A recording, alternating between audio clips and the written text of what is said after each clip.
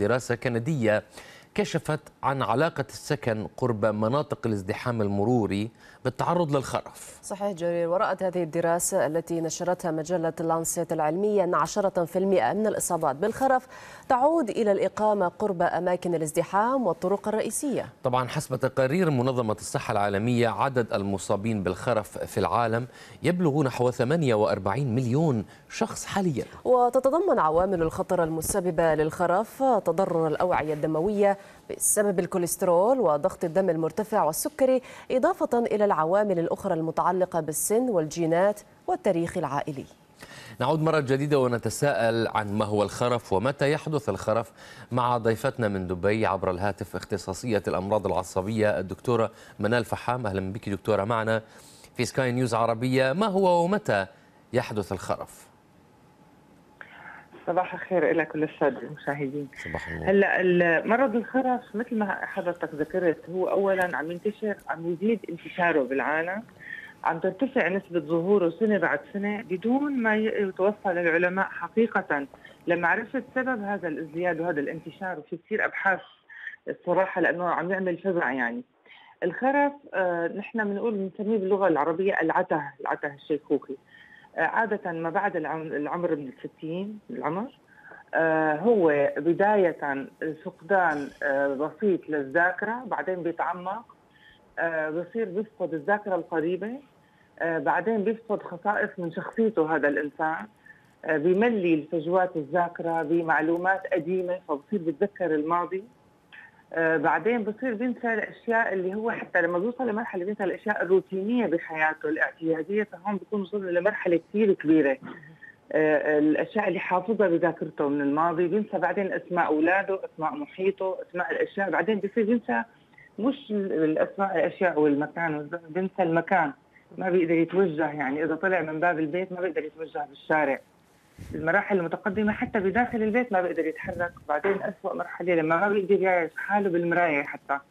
هي المرض هو مرض تنكسي، نحن بنسميه أمراض التنكسية التي تصيب الدماغ. واضح. طب دكتورة منال، هناك أعطيني على المقاطعة، هناك الكثير من الأسئلة تطرح حول أسباب الإصابة بمرض الخرف، ولكن الآن نتحدث عن هذه الدراسة الجديدة الكندية التي تربط ما بين الازدحام المروري والإصابة بمرض الخرف. ما رأيك بهذا الربط؟ تمام. هلا مثل ما قلت لك ما في اسباب للان، يعني ما احنا بنعرف التشريح المرضي تبع الاصابه، يعني صورنا الدماغ واخذنا منه عينات وكل شيء انعمل، بس الى هذه اللحظه السبب المباشر لانتشار هذا المرض بازدياد غير معروف. انا شفت الدراسه عم تربط ما بين السكن قرب المناطق المزدحمه اللي فيها دخان سيارات وفيها زحمه اصوات، يعني هذا الواضح من الدراسه. واجريت الدراسه على 3 امراض مو بس على الخرف، يعني قعدوا سنوات تابعوا الخرف وتابعوا التطلب اللويحي وتابعوا مرض باركنسون، ومرض باركنسون بيتشابه مع الخرف انه هو مرض تنكسي دماغي، فلاحظوا انه بالذات الخرف هو الذي تزداد نسبته بشكل واضح، بينما المرضين الاخرين ما لهم رابط ابدا بالسكن قرب الشوارع الرئيسيه والمناطق المزدحمه. هلا طبعا هي الدراسه بتوجهنا توجه معين انه ندرس اكثر بهذه العوامل، ما بتعطينا اجابه، بس نحن عم نقول انه غالبا من دخان السيارات هالامراض التنكسيه بالدماغ في ترسبات معينه موجوده بنشوفها ضمن خلايا الدماغ او ما بيناتها، فعم يفكروا انه عوادم السيارات عم تطلق دخان، وهذا الدخان عم له ألفة معينة ببعض الأنسجة بالدماغ عم بترسب فيه وعم يسرع ظهور هذا المرض، وعم يكون بعمر مبكر أكثر.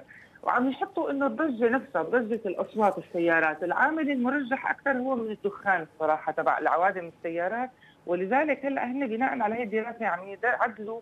بتعرفي دائما عندهم قوانين ونصائح عامة للمجتمع، إنه إذا حدا ساكن قرب شارع عام يخلي وجه البيت الى بعكس الشارع، يعني لانه هن حتى الدراسه دقيقه انه بعيد عن البيت 50 متر ولا 100 متر هذا الشارع ولا 200 متر، فلاحظوا انه كل ما ابتعد عم تكون النسبه احسن.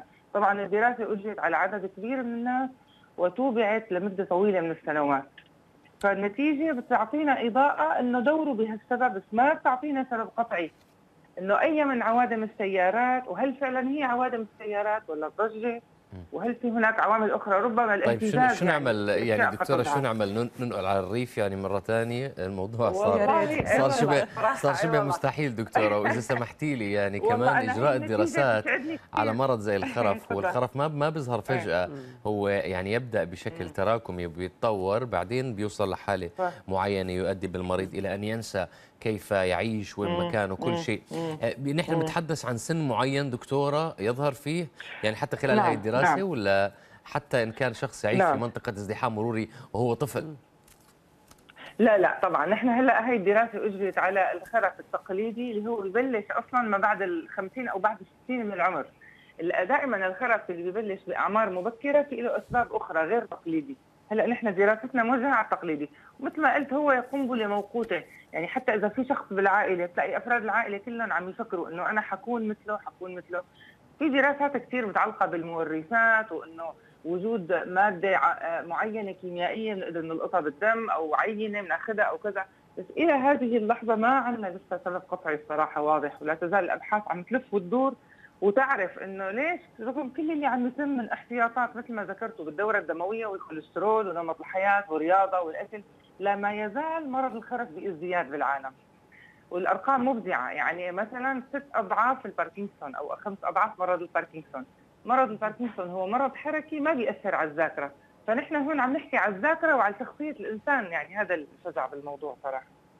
ونتيجه انه نعود نروح على الريف كلياتنا نتيجه رائعه جدا صراحه، لانه لازم يعني هذا هو نمط الحياه الحقيقي الاصلي، انه الواحد يفوت على المدينه بس ليقضي شغله برد بيرجع على الريف. صحيح، يعني ننزل على الريف على الهواء الجميل النقي الطلق. شكرا جزيلا لك الدكتوره منال الفحام، كنت معنا عبر الهاتف، اختصاصيه الامراض العصبيه. شكرا جزيلا لك.